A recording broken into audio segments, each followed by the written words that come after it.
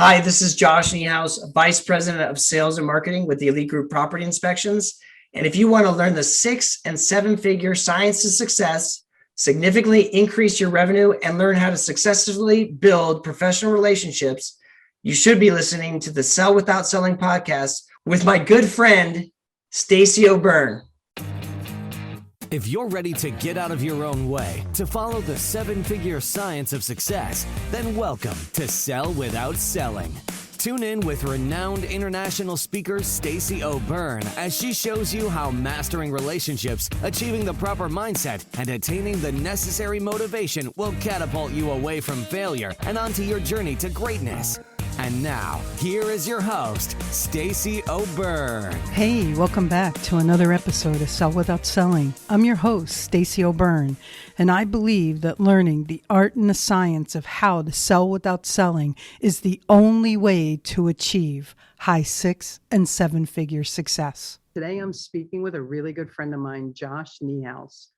Josh moved to California with $100 in his pocket in 2008. Now, that's a scary move. His only options were to grow or to give up. In 2009, he joined the Elite Group Termite division. The division was on the verge of shutting its doors after the recent market collapse. Josh implemented changes in the system and daily routines of the employees. In 6 months, the production increased 400%, and Josh was promoted to manager of the whole division at age 23. He currently is the Vice President of Sales and Marketing for Elite Group. The company has grown an average of 22% annually with his leadership. His focus is to share ideas that work with agents to help grow their business. There's so much more you don't know about Josh, and I am so excited for you to hear some more of his accomplishments. I believe that learning the art and the science of how to sell without selling is the only way to achieve high 6- and 7-figure success. I'm so excited for you to get to know Josh and hear our conversation today. And really quick, if you're a business owner, entrepreneur, sales professional, and you haven't hit the level of success that you've wanted or needed, or if you're stuck and needing a pivot in your business and your success, or you just want more, and you understand the importance of having a coach to help identify the blind spots, increase accountability, and help with success strategies to take you, your business, and your income, and especially your success to the next level. If this sounds like something for you, then head over to pivotpointadvantage.com/I want success. That's pivotpointadvantage.com/I want success. There's a quick application there that will lead to a phone call with us to make sure we're a good fit for each other. Okay, let's do this. Josh, welcome to the show. Stacey, thanks so much for having me. I've been looking forward to this ever since I saw you last in your classroom. You know what? I have too. You are a dynamo, dynamic, and just a force to be reckoned with. And I've been so excited for our listeners to hear a lot about your journey and who you are. You and I have a lot in common as far as starting out young, achieving young, and just blowing things up. So how does anyone move to Southern California with $100 in their pocket? Well, that is a question, and I'll do a condensed version. I grew up in South Dakota, small town, and you kind of get that small town vibe. And it snows a lot in South Dakota in some winters, and seasonal depression, I'm a true believer, is a real experience. And I went through a bad breakup. I started drinking real heavily. Drinking is really common in the small rural towns. And I started drinking heavy, and it got to a point in my head where I said, hey, I need to get away from this environment. So I said, I'm going to sell everything. I sold my car. I couldn't afford a plane ticket to Southern California, so I got one to Vegas. And on the morning of, my mom was dropping me off at the airport. I couldn't get a hold of my ride that was supposed to pick me up to take me from Vegas to Southern California. And I'm like, I'm going anyway. I actually ended up sitting at the airport for 12 hours and finally got a ride over to Southern California. And I quickly realized that it wasn't South Dakota that was the problem. it was myself. So I ended up hanging out with all the same people, and that $100 went really quickly. And I found myself in a couple predicaments because of that. Yeah. Yeah. Awesome. So what shifted for you? How did you just step up and make the decision that giving up wasn't going to happen? I think that was the whole journey really helped me. So I could take it in little bite-sized pieces. First, it was my attitude. I mean, I remember this was right when the market crashed, and I was calling places, and I was calling them 2 or 3 times. And I remember I called the Cocos, and they said, "Hey, this is the 3rd time you've called here. The market's really bad right now. We're probably not going to hire for 2 years. Please don't call back." And I said, "Thank you so much for your time. I hope you have a great day." And I hung up. And as I'm walking back into the house, they call me back and they say, "Hey, we want you to come in for an interview. Just to let you know, it's the worst shifts ever." And I'm like, "Cool, I will be there. Thank you so much." So I got an in, and that was my second job that I got. My first job was actually, I got in a line at Carl's Jr. drive-through. I was picking up the change, that people drop in the drive-through window. And I went in there, and the guy must have saw me. He's like, "Hey, here's this coupon." And he ended up hiring me to go door knocking for sales for his construction company. Coco's was my second job. And every night, the worst shifts, like 11:30, 11:45, a gentleman would come in at night, and he said, "Hey, I want a burger." Well, I used to be a server, so I got used to his pattern. Tuesdays at 11:45, he's in. So one night he walked in, the burger was there. He's like, "Oh, thank you so much." And then I got a third job at a restaurant called Clubhouse 66 in Glendora. And in that process, I learned, no work is above me. No work is above me. Action is important. And when I put myself out there, when I didn't start feeling sorry for myself, but when I maintained that positive mental attitude, I realized that led me to the next step in the journey. If I was willing to have the awareness to see that next step and see that next opportunity. And I'm so glad that I had that opportunity. But here's the big, big pivot for me. I had moved down here because I had a friend down here, and I was homeless. Like, we had no place to live. And I remember one night, just to paint the picture, we were so excited one night. There was a donut shop, and we were so hungry, and I was like, I wonder if they throw the donuts away in the trash can. We went over there, and there's this giant, I'm talking giant, massive bag of donuts that we pulled out. And I remember we ripped into it, and we're on our second donut, and we're eating it. And we look at each other, and we're just laughing, because we're like, you get the sugar rush, you haven't eaten, and it's just like this moment. When we finally signed a lease, me and that same individual that did that, we signed a lease, and I had come back from working 3 jobs now. I came back at night. It was like 2:00 in the morning, and all of his stuff was gone out of the apartment. And I'm like, uh-oh. "Hey, James, what's going on?" He said, "I'm moving back to South Dakota. I can't make it here." Wow. And that's when I felt the emotional shift. I'm feeling it even right now. I said, that is his story, and it's not going to be mine. And from that moment on, I just made the decision, I'm going to forge forward and do whatever it takes. Wow. You were what, 21, 22 by then? Yep. Right around. Yep. 21. Wow, it's crazy, because everyone has different levels of bottoms, right? For some people, they hit a bottom, and it might not be, hard bottom, but they hit a bottom, and it's because of the economy, or it's because of their excuses, or it's because of habits or behaviors. No matter what, we go through valleys on a continual basis, and when we hit that said bottom, no matter how deep or shallow it is, it's where we meet ourselves, right? And it's that introduction to ourselves that either makes us or breaks us, right? It sounds like he met himself and it broke him, and it sounds like you met yourself and it made you.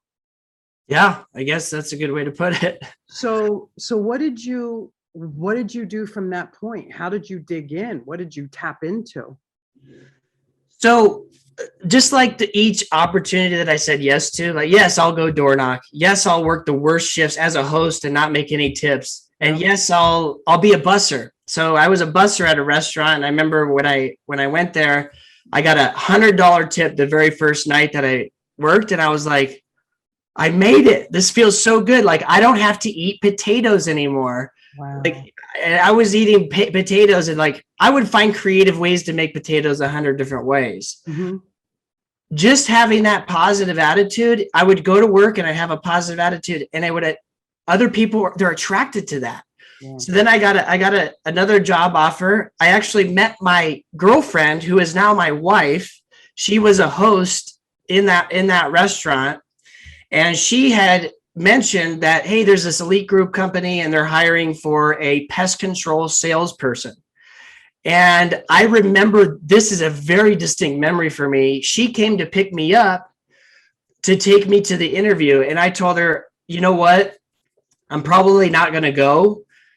Sales is not my thing. I've never really been in sales. I'm not going to go. And she said, get in the car. And we got in the car. I went and I talked. I knew zero about pest control and zero about sales. Wow. Every day I made 100 phone calls every single day. On average, I would get 2 people to say yes. You know, when you're making 100 cold calls, you get people that yell at you.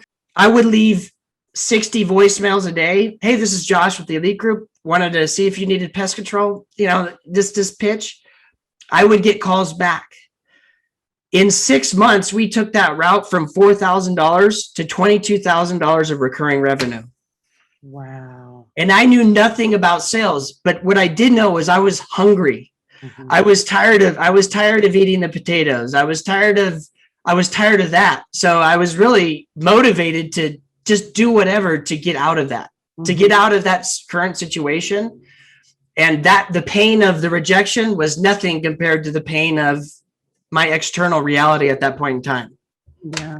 You know, that's an amazing point. We, so many people, their mindset clouds their ability to really focus on what it is they want as opposed to what it is they don't want. And for people that have watched The Secret, and look, Rhonda Byrne did an amazing job on The Secret. However, one of the biggest parts of The Secret that got left out was the action. Yep. You have to have both. You have to have that positive mental attitude. You have to have a strong mindset. And then it's necessary to back that with action. And so many people don't, because they get so far down, they don't let themselves lift themselves back up. Mm-hmm. Right? Yep, absolutely. I find it really funny that you were attempting to convince yourself that you weren't good at sales when everything you did up to that point was selling. Yes. And even while I was saying that was coming up for me. It's like, now I came to the realization that I was selling long before this. You're selling to the customers. You got to sell to get in that job. Yeah. And I really think a lot of people are salespeople and they don't know it. We're all selling something. We're either selling ourselves short or we're selling ourselves closer to our goals and closer to our dreams. Yeah. I tell people all the time, in every buy-sell encounter, there is always a buyer and there is always a seller. Which role are you assuming? Because if your customer gives you an objection and you buy that objection, you just became the buyer, right? That is powerful, powerful, powerful. Classic Stacey right there. That's classic Stacey. So I take it when you were in your early 20s, we'll say 21, 22-ish, your definition of success was far different than what it is today. So what was it then and what is it now? Then at 21 and 22, and those early 20s, it was all financial, like 100% financial. Like I need money. And it's like almost like you worship this money, right? Yeah. It's like that's your sole focus. And what I'm coming to the realization now for me, it is abundance in all areas, body, being, balance, all areas. So even I have to snap myself out of it because I've wired myself only to be successful in business. Mhm. And when I reflect back on the last couple of years, yes, it helped me build.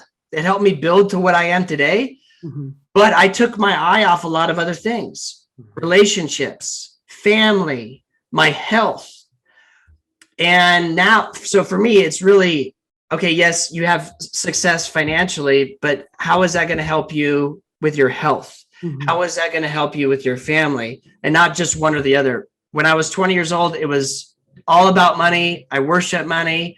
And then now I'm starting to see the clock, like how money is used as, I'm almost like a control. It feels like it has control over people. Yeah.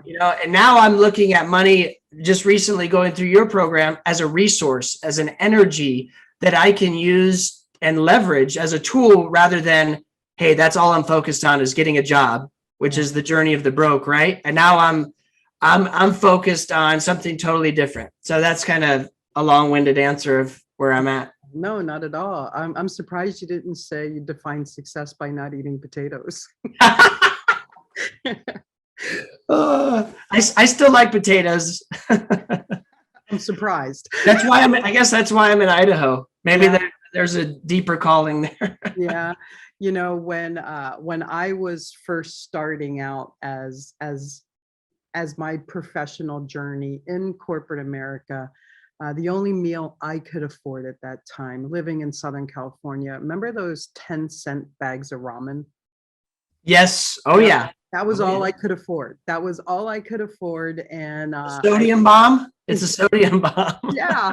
And I ate it like 2 or 3 times a day until I shifted my reality. Mm. And when I went through bankruptcy, we were very, very aware that, this is when I had a business partner who embezzled everything from me and left me with 16 cents in the bank and then sued me the next day.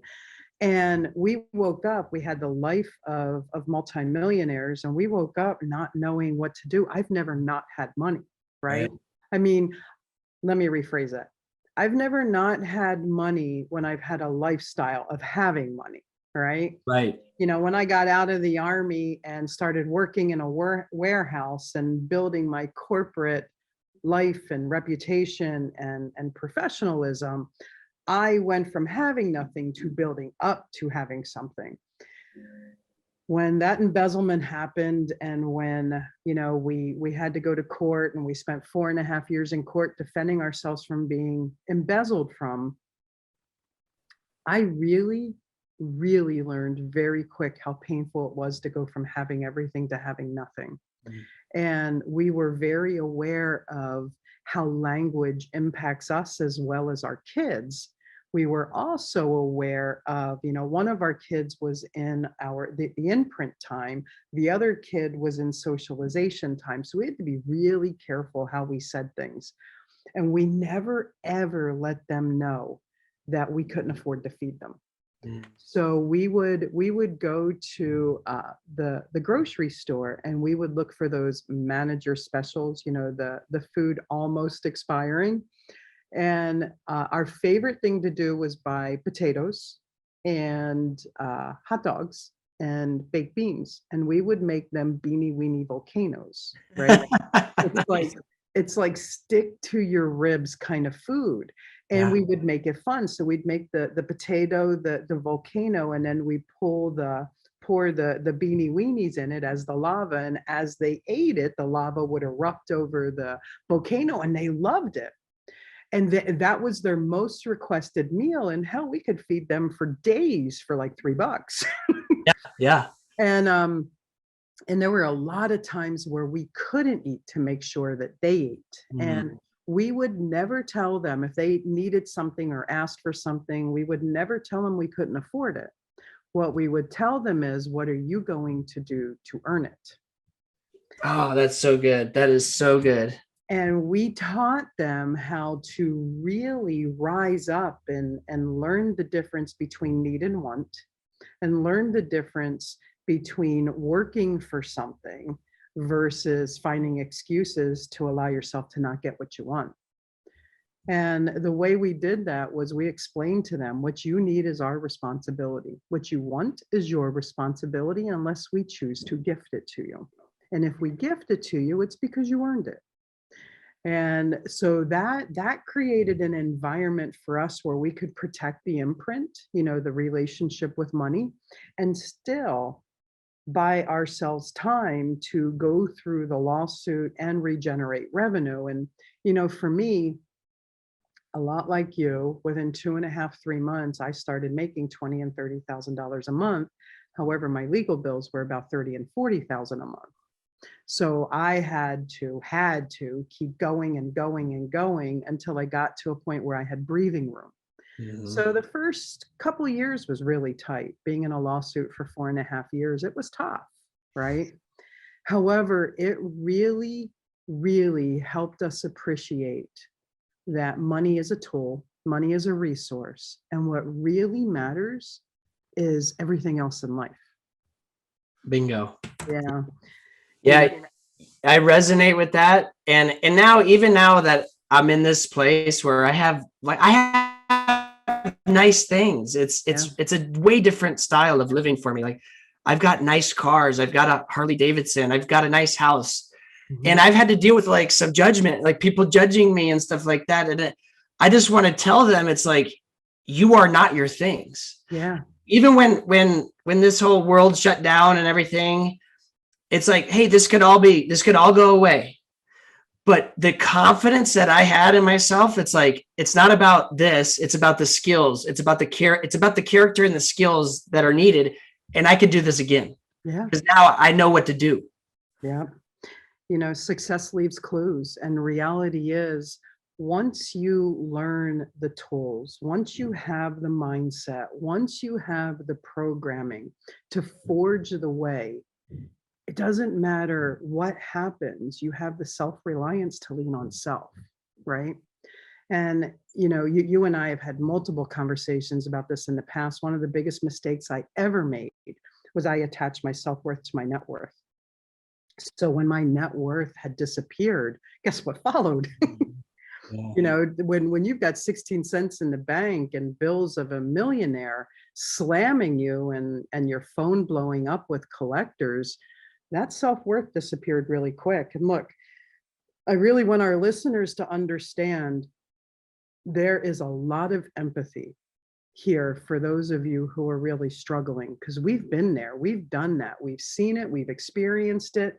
We've had multiple thoughts go through us, and we know what it feels like, right?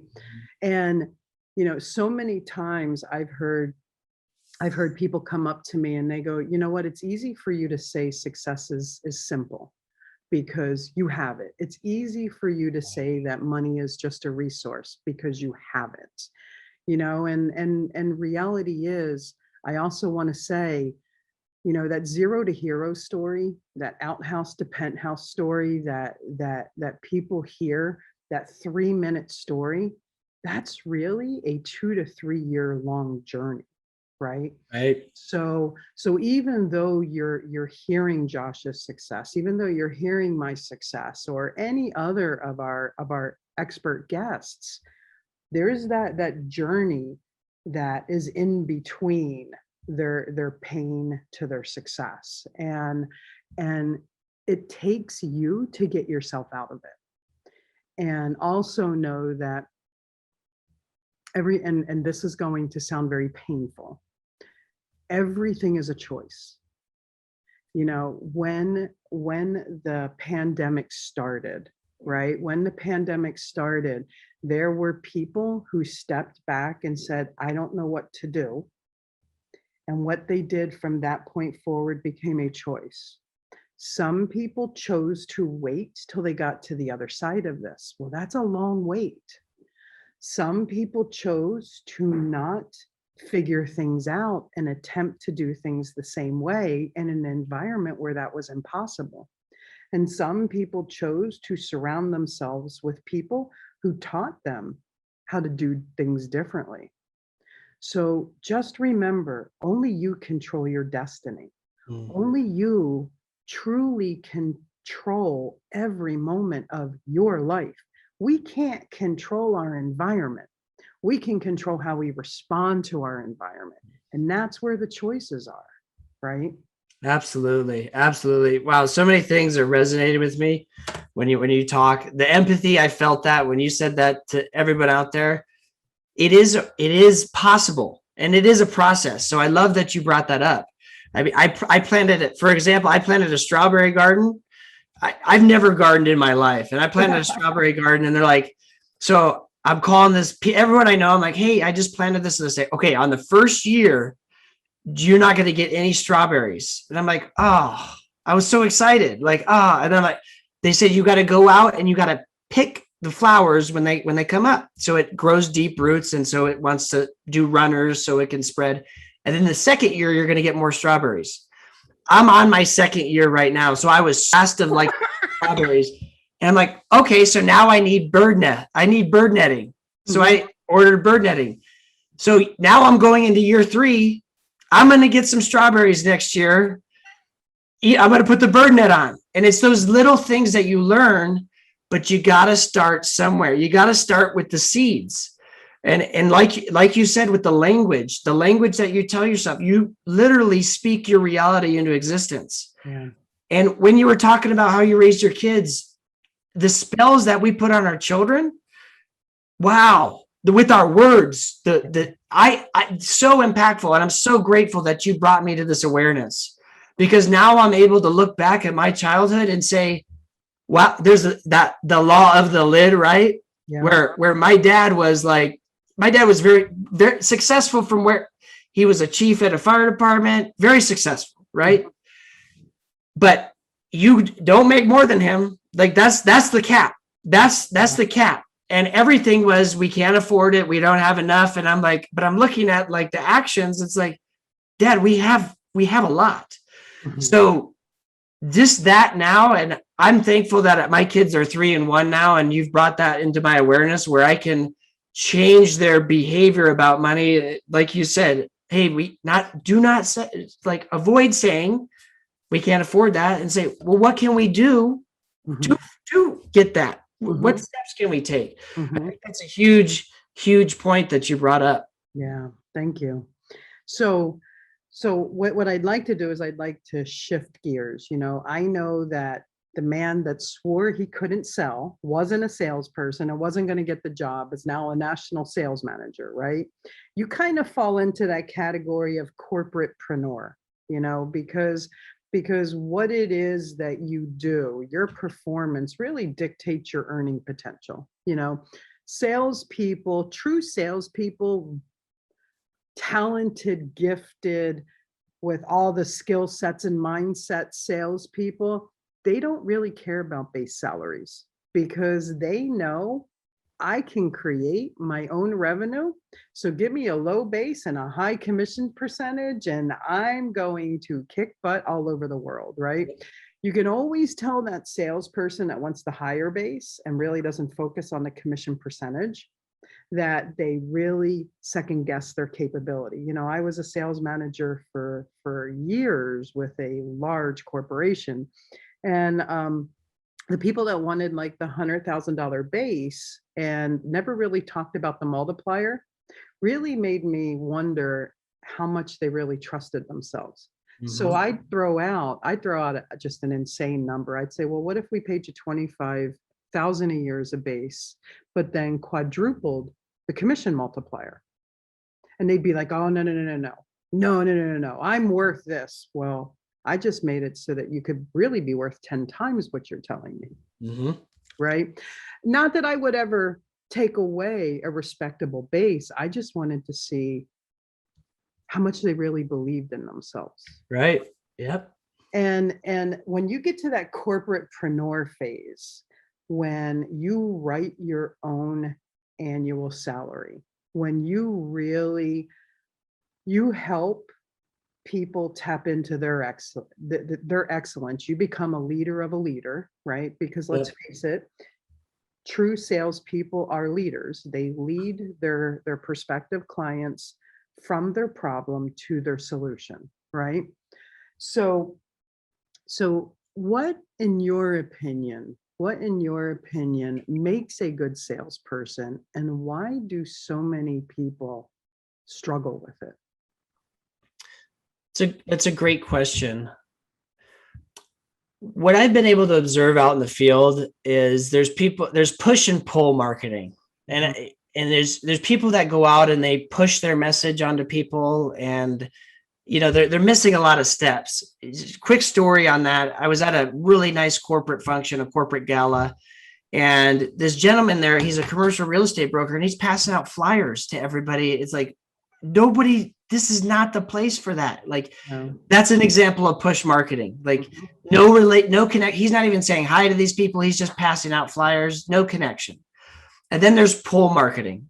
So if I'm in a room full of 100 people, there's 10 people that we're in alignment with that, hey, Josh is cool. I like him, or they know me, or they've heard of me. They already are kind of naturally drawn to work with me. Mm-hmm.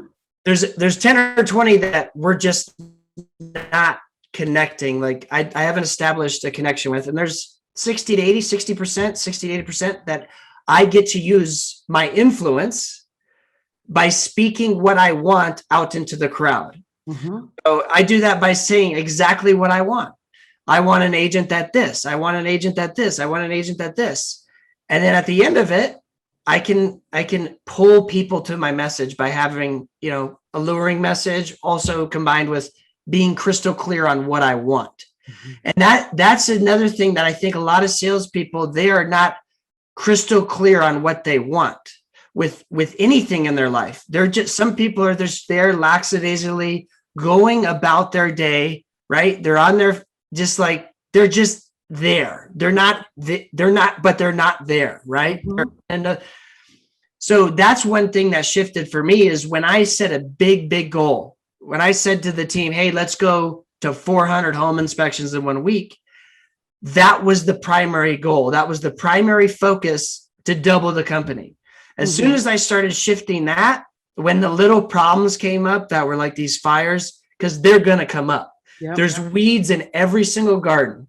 So you can either let that moment defeat you, or you could keep pressing forward. And when you have that big goal, it's like, that's small potatoes. Mm-hmm. Keep moving forward. You're focused on this 400. What do I got to do to be that 400? So instead of me sitting back in the corner of the room, where do I need to be? I need to be on the stage. I need to be where the eyes are. I need to be where the attention is, right? I just got back from Vegas, the attention capital of the world. I mean, like, it's like blatantly obviously, like, everyone's fighting for your attention. So I see a lot of salespeople not focus on attention, being clear, have clarity on what they want, not only for their business, but for themselves. Mm-hmm. And then just not playing full out. Not playing full out in their business, not playing full out in their personal lives. I've noticed that about people. That I've worked with them, it's like, oh, you're not playing full out in any area of your life. Yeah. And that's been the cool part for me is like, I used to be that person. Yeah. Let me get sedated. I want to go just forget all my problems they're solved by going out on the weekends. Yeah. And I can forget about them, and I can be sedated, and I can stay asleep, and I can continue to ignore this gnawing feeling in me that I know that I'm created for something much better. Nice. You brought up a huge point, not playing full out. And you notice that shows up in all areas of their life. I have a belief that how we do some things is how we do everything, and how we do the little things is how we do the big things. So if things aren't working out in your business, in your revenue generation, in your money, in your bank account, in your sales or lack thereof, if things aren't working out, then look at other areas of your life, because the behavior that's missing is missing in every area, right? Or most areas. Right. Now you deal with salespeople from two perspectives. You deal with salespeople from the perspective of they're your employees. Yep. And you also deal with salespeople from the perspective of they're also your clients, right? Yep. Because your clients are realtors. And it's funny or not, because a lot of realtors consider themselves contract administrators, and they pull away from the terminology of sales because so many people have this negative connotation to it, right? So realtors don't really like being viewed as salespeople, when reality is that's exactly what they are. And it may not be that they are selling a house, they're actually selling themselves, right? Because in Southern California, I don't know about Idaho, but in Southern California, realtors are like 7-Eleven. There's one on every corner. Right. I jokingly say they're all over the place. Right. And the statistics, if memory serves me properly, it's been a while since I've looked at them, but the average realtor in Southern California transacts 2 or 3 transactions a year. That's not enough to live off of. Correct. And most of them, it's because of how they view who and what they are, right? The realtors that seem to be the most powerful or the most established, successful, are very comfortable with the fact that they're salespeople, right? Right. They know that they're much more, and they also know that in order for me to help this person, I have to sell to them that out of the 10 people they're talking to, I'm the best choice. Yes. Yep. Right. Yep. So working with so many salespeople as you do, why do you think so many fail? Belief. I think when people ask me, how do you get in the room and talk to all the 700 people or 500 people? You have to have this undeniable belief in yourself and in your product. Your product, you got to believe it's the best out there. So not only do I believe that for the employees that work for me, that I want to create the best workplace culture and environment that I can. So if they want to leave, I focus in on like, why? How can I use that as a learning lesson? Because I believe that this is the best company to work for, and I have to protect you. I have to protect my sheep from all the external. And I treat the clients the same way when they call in and say, all right, well, hey, I need to price shop another couple of companies. That's when the sales starts. And it's not sales.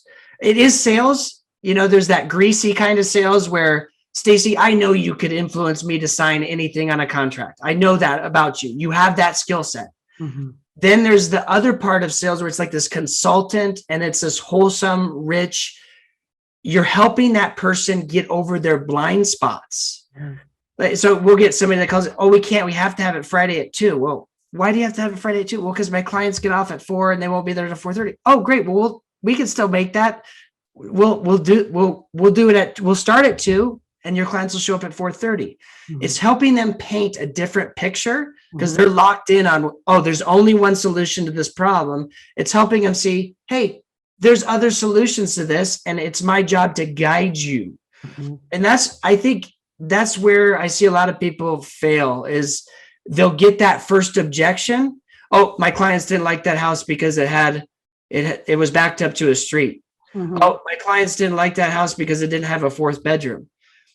The realtors that are really successful are like, oh, okay, well, you know what? I've got a contractor. We could build that office and turn that into a bedroom. They're taking those objections away by helping that client solve the problems. You mentioned that earlier, helping them solve and visualize, helping them visualize, or whatever style of learning, which you've exposed me to. The different styles of learning is huge, which has helped me tremendously in my relationships. But it all comes down to that belief.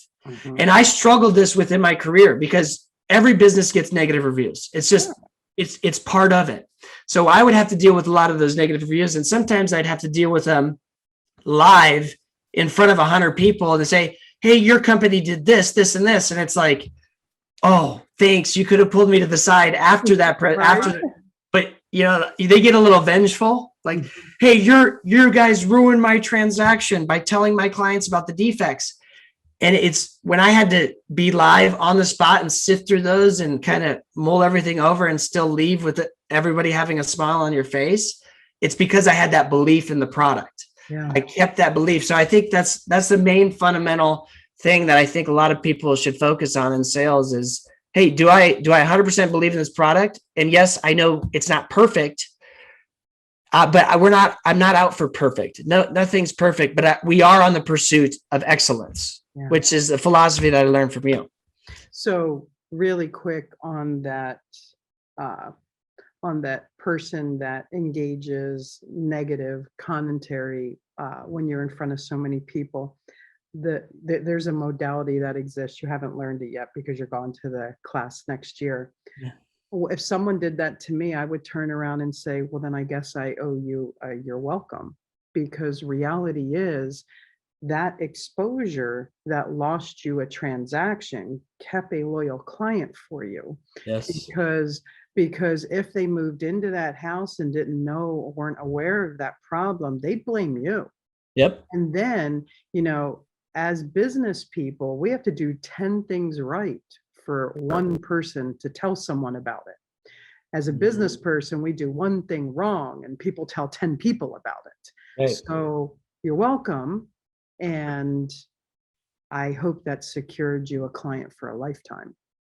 So back on to what you were saying about the price shopping. I think that there's a culmination of a multitude of things that hurt salespeople's journey to success. Of course, we've been banging the hell out of mindset, right? Mindset's huge, self-worth, self-belief, huge. When we lack those areas and then several others, we sell off price. Oh, yeah. And when you sell off price, you're always going to lose because there's always going to be a cheaper price out there, right? When you stand on a foundation that you're the best of the best, and you show up from a perspective that you are a consultant, you understand their problem, you understand the solution, and you're the best of the solution, it's your responsibility to move them into the best solution so that they don't end up in inferior product services, right? Yep. So when you show up from that platform, and it takes an immense amount of mindset and skill set to do that, when you show up from there, success is simple. Sales is simple because they're both the science, right? Yep. Then engage another thing that you brought up, and that was flexibility, right? The most flexible person in every situation controls the situation. So when someone comes up with an objection and you allow them, you help them through reframing that objection, then reality is there's never a problem. There's always solutions, and only flexible minds can really present that. Absolutely.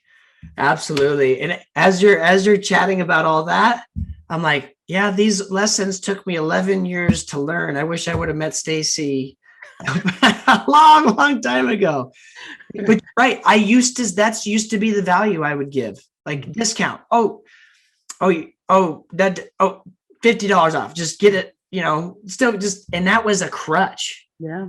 It was a crutch that I used for so long. And I didn't realize how it affected not only me, but it affected the people that I was sending out. It affected my office. It affected revenue, it affected cash flow. But when my team would see that discount on there, now my company doesn't think I'm worth it too. So it affected a lot more. It was that quick shot in the arm. And then I love that you said the flexible minds and just reframing and just helping somebody see another perspective. I mean, I had a real quick story on that. I had a deal where there was a dishwasher that wasn't working in the property. The buyer's agent calls me freaking out. Hey, your home inspector says the dishwasher's not working. The sellers say it do. My buyers aren't going to buy the place if the dishwasher's not working. We have a dead deal. And I'm like, I'll go over there. Let me take a look at it. Mm-hmm. I went over there. It was working. It turned on. However, it wasn't draining, which means it's not fully working. And it needs to be fixed or replaced. Mm-hmm. So I'm on the phone with the agent. She's like, my buyer's not going to buy the place. They're not going to buy the place. I said, hey, I got a quick suggestion here. Dishwasher's about $400. How about the listing agent throw in 200? You throw in 200, deal goes through. How's that? Oh my gosh, I didn't even think of that. Right? Yeah. Because sometimes salespeople, they get commission breath. Yeah. And their focus is just on that commission. And you hit on it earlier. It's like they will be willing to throw everything out. We've had agents come up to say, hey, don't tell my clients about this defect, that defect, that defect, because they're so desperate for that deal to go through. Wow. It's like exactly like you say, where's the focus? Is the focus on creating a awesome experience for that customer, or is it just for getting a quick buck? Yeah. Right. And I think that's what distinguishes somebody as a seasoned professional, as a consultant. It's like, hey, I'm in this for the long haul. I know that my results, my reputation is worth more than this quick sale. Yeah. And I'll do everything to protect that and my clients. And another thing you brought up earlier is influence. Now that I've kind of worked my way from like literally the bottom, it's like there's people that are watching you that you do not know that are watching you. Yeah. Your kids being a big part of that. And what? Your kids being a big part of that. Totally. I mean, I've had people come up to me that I barely know. They say, I've been watching you for a long time. And it's like, if that stuff starts to hit you, yeah. and you have influence, not on a 10-year basis, but every day. Yeah. Every day you have an impact on all the people you're around. So that's been a big shift for me. I didn't mean to take us off topic there, but that's what I wanted to bring up is just the level of influence that we all have over one another. Am I raising others up around me, or am I bringing others down around me? Yeah, that's a beautiful question. And, that's when you start thinking like that, that's when you're embracing the science of success, you're embracing the science of sales. And that's where the entire equation becomes simple, because it's no longer about you. Yes. Yep. Yes. And I came to that learning lesson probably 2 feet right behind you in that building when we did an exercise together. And after that, the one thing that I walked away from was the actions I'm doing right now. I'm doing it for my kids, but I'm not only doing it for them. I'm doing it for my kids' kids. And wow, what a learning lesson that I could take. And it's one of the reasons why I'm so grateful that I quit drinking 7 years ago, which is another thing I just want to say real quick. Sometimes it's not, I used to think I need to add all these things. I need to do all this stuff, right? To be successful. I need to do this, and this, and this. Another thing I realized is it's not what you add sometimes it's what you subtract and get out of your life so you can have the clarity and focus to move forward. Yep. I love that. So I want to touch on something, because I want to make sure our listeners really hear this. I've referred to you as a corporatepreneur. Now, what we haven't touched on yet is you're actually stepping into creating your own business. So you make a very, very comfortable, very decent 6-figure income. And you woke up one day and go, yep, I'm going to do this. What made you decide to take what you've already built and build something else alongside of it? Because you're not giving up your corporate career. So what was that awakening for you? It's legacy. It is legacy. Yeah. And I'll tell you that the salary that I have is my new comfort zone. It's my new crutch. And I don't want to be there. When I moved to California, I bought a poster. It said, I bought it for 50 cents at a garage sale when I decorated my first apartment. It said, fate loves the fearless. So this drive in me has always still been there. And even though I've experienced success under the corporate veil, and, this company is entrepreneurs. They're all entrepreneurs. So I got to go into a safe environment where they've learned and they've got to establish the systems and all that. And I've got to amplify it, and which is awesome. Now I wanted to experience it myself. And now that I've launched a division up here in Idaho, the learnings that I'm getting are just like, Yep. Like we got our first, I got my first customer. Congratulations. And now we're on customer number 9. Yep. So it's cool, but you can just kind of get to see the beginning of it and how it all starts. But the way I treated that first customer, it's like, I need to refocus now for Southern California. I need to treat every customer like that. Treat every customer like it's your first customer. Yeah. Just all the learning lessons that come from that. And it's, to me, it's fun. It's exciting. And now, I mean, my brother's an entrepreneur. He failed his construction company, had big success, he went and spent all the money, but now he's reshifted, and we're actually going to launch a lawn care company in South Dakota. So I'm excited to step in and let my money work for me. I'm taking that investment mentality and, not going out and spending it on all the frills, which, I still do a little bit of, but reallocating that money and making it work for me. What's that long-term play? Where do I want to be in that 5-10 year mark? And what do I need to create to have that lifestyle? Fantastic. I love that. I believe as long as we continue to learn, there's never really failure. It's when we fail and don't take the learnings that it's failure. Right. If you embrace the learnings, it's nothing more than feedback, right? Exactly. What didn't work? What worked? What can I do better? What do I need to change? What do I get to change? Right? So, welcome to the signature question of the show. And the signature question of the show is, what does selling without selling mean to you, Josh? It means having that belief. It's almost like you're serving others. You are helping regardless of the product, whatever it is, regardless of the industry. You have a belief about your product that it is truly the best product to help that person in their life accomplish something. And that's what I believe selling without selling is, and walking out into the world and sharing that information with the world, not keeping it secret, but going out and living that and vibrating it and spreading it around.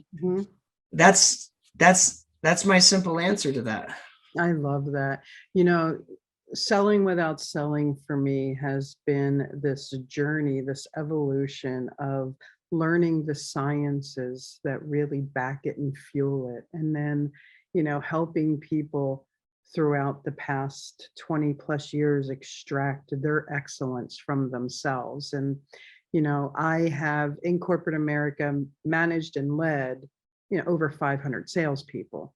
And I have trained thousands and thousands of salespeople as a speaker and trainer.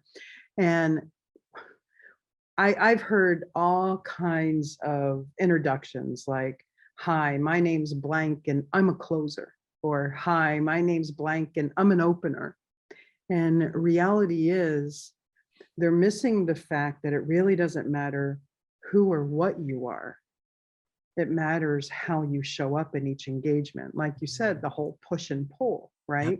Yep. Because reality is you get to open the relationship and you get to close the problem. And if you're only showing up as one half of the equation, well, if you're an opener, you're only going to do business with people who really like you. If you're a closer, you're only going to close people who believe you and maybe like you, right? However, if you master the science of both, open the relationship and close the problem to the solution, and you have the science, the modalities, the skill sets, the tools to do everything else in between, it's so simple that you really get to leverage the two resources that so many people covet, time and money. Yeah, absolutely. Absolutely. I will say this. I grew the company boots on the ground. Yeah. 20 to 40 offices a day, meeting people, doing presentations, doing 2 to 5 presentations a week, every single week. Mm-hmm. And I noticed from the very beginning, only the people that would like me would give me business. Mm-hmm.